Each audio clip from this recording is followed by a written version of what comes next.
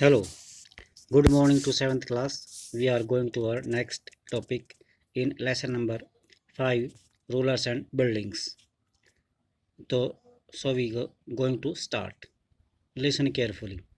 As each new dynasty came to power, kings wanted to emphasize their moral right to be rulers. सत्ता में आने पर प्रत्येक जो राजवंश था उसके राजा ने शासक होने के नाते या राजा होने के नाते अपने नैतिक अधिकारों पर जोर डाला। तो यहाँ पर इम्फेसिस का मतलब जोर डाला और ये मोरल राइट नैतिक अधिकार। Constructing places of worship provided rulers with the chance to proclaim their close relationship with God।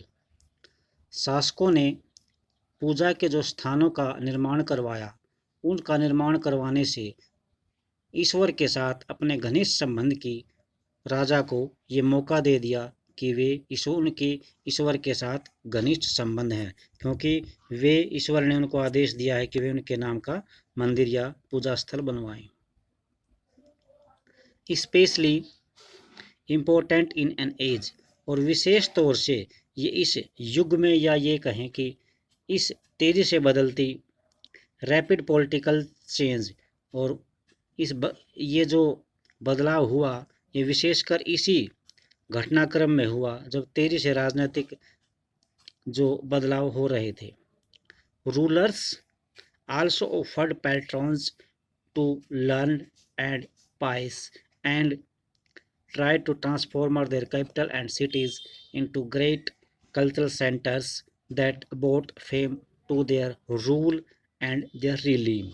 यहाँ पर पहले वर्ड मीनिंग चेक करते हैं।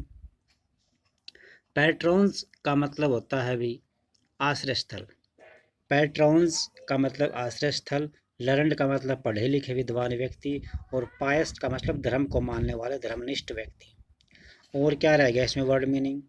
ट्रांसफॉर्म बदल दिया या चेंज कर दिया, कैपिटल्स राजधानी है, और ये कल्चरल सेंटर सांस्कृतिक केंद्र है, और फेम प्रसिद्धि लोकप्रियता और क्या ख्याति भी कह सकते हैं इसको। ठीक है भी। रिलीम राज्य बोलते हैं, रिलीम राज्य बोलेंगे तो इसका सही मतलब ये निकलेगा अब शासकों ने विद्वान तथा धर्मनिष्ठ लोगों को आश्रय स्थल प्रदान किया और अपनी जो राजधानी थी तथा नगर थे उनको महत्वपूर्ण सांस्कृतिक केंद्रों में बदल दिया, परिवर्तित करने का फैसला किया या प्रयास किया। इन सब से ज़्यादा ख्याति उनके शासन को और उनके राज्य को ही मिली। It was widely believed that the rule of a just king would be an age of plenty when the heavens would not withhold rain। अब ये लोगों की समझ में अच्छी तरह से आने लगा था कि ये विश्वास बन चुका था कि न्यायप्रिय राजा का राज ऐसा होता है जहाँ खुशहाली होती है और पर्याप्त बारिश भी वहीं पर होगी, जहाँ पर राजा का न्यायप्रिय शासन होगा। At the same time, making precious water available by constructing tanks and receivers was highly praised।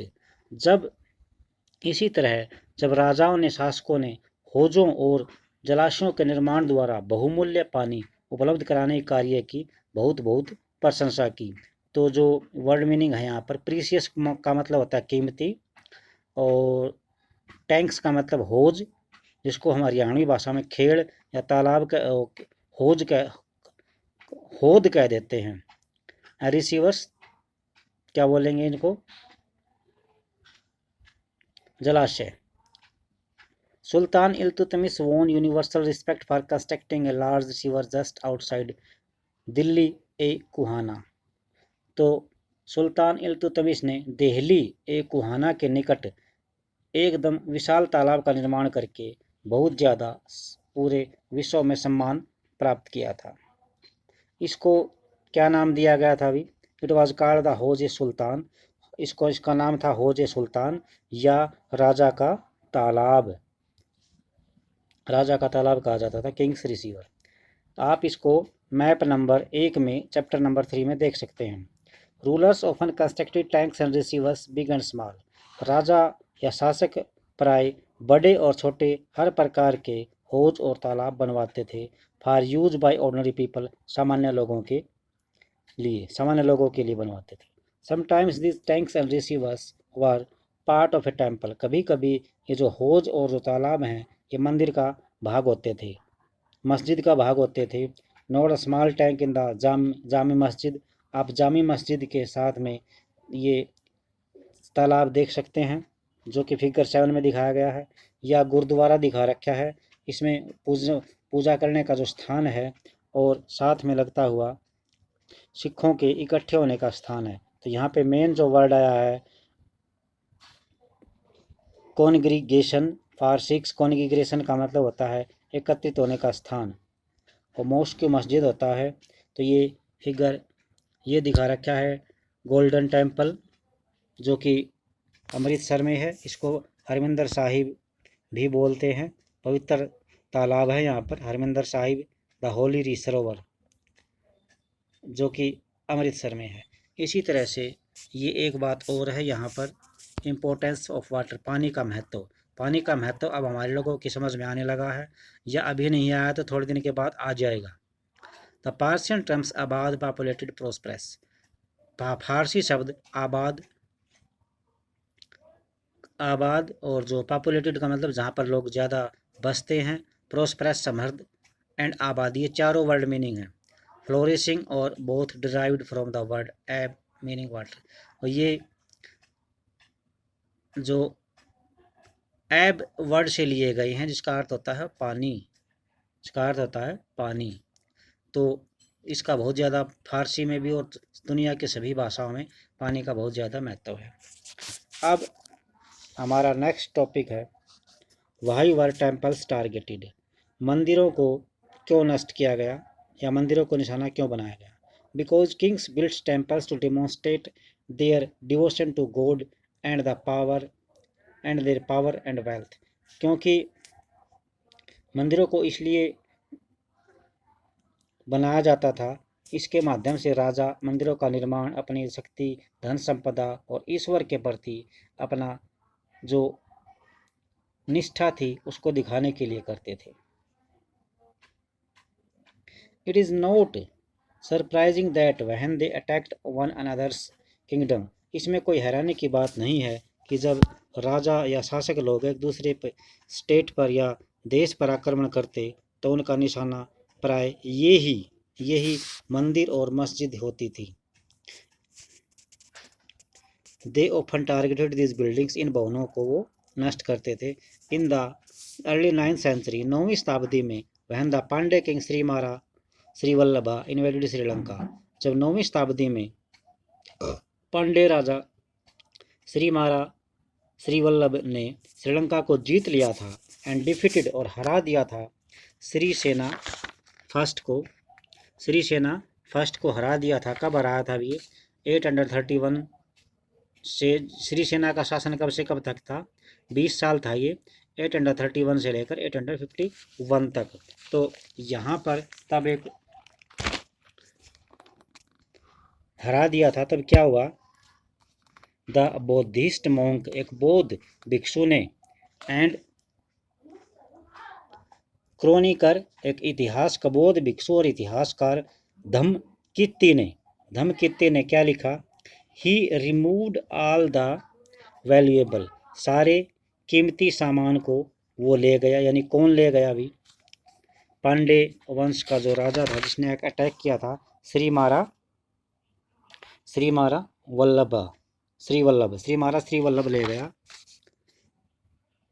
He removed all valuables. The statue of the Buddha made entire gold in the jewel palace. जो बुद्ध भगवान की सोने की मूर्ति बनी हुई थी वो रतन महल में रखी हुई थी। एंड द गोल्डन इमेज, और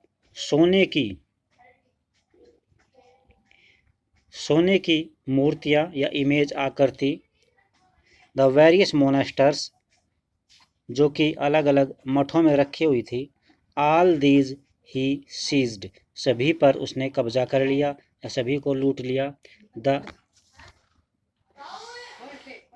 blow to the pride of the Sinhala ruler had to be avenged, जो सिंघली राजा थे उनके लिए ये बहुत गर्व की बात थी कि ऑल दीज द, एक मिनट भी,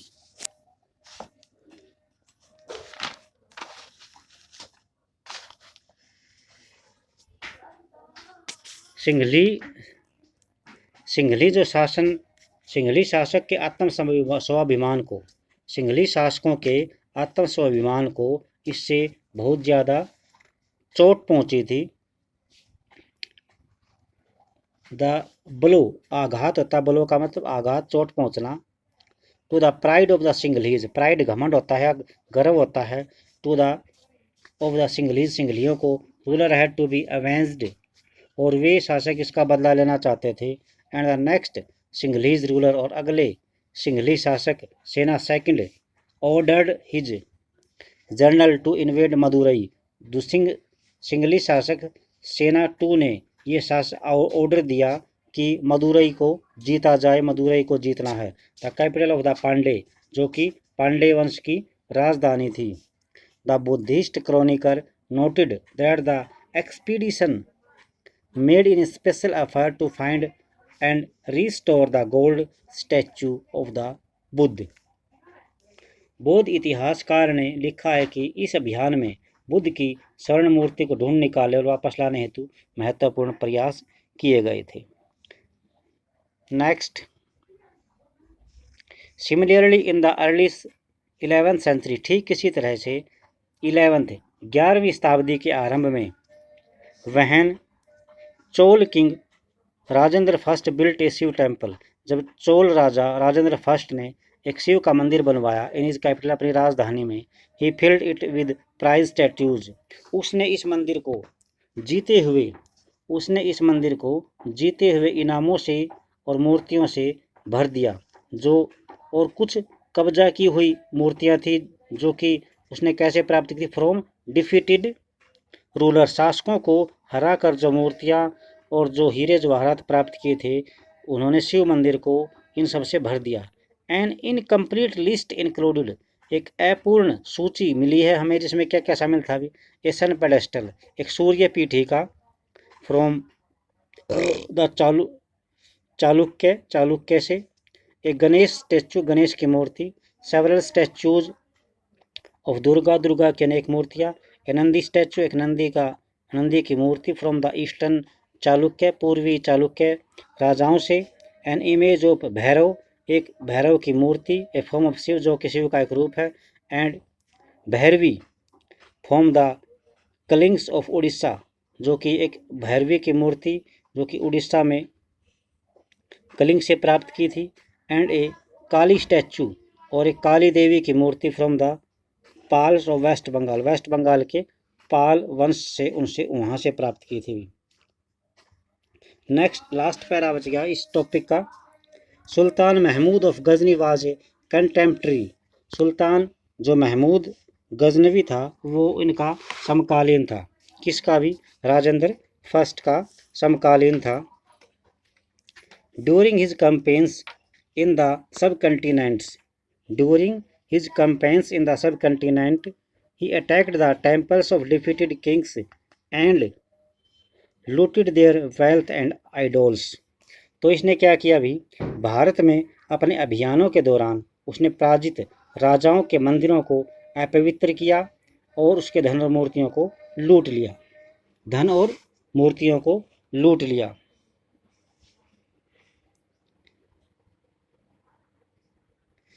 सुल्तान Mahmud was not a very important ruler, सुल्तान महमूद एक इतना महत्वपूर्ण शासक नहीं था एट दैट टाइम, अपने समय का।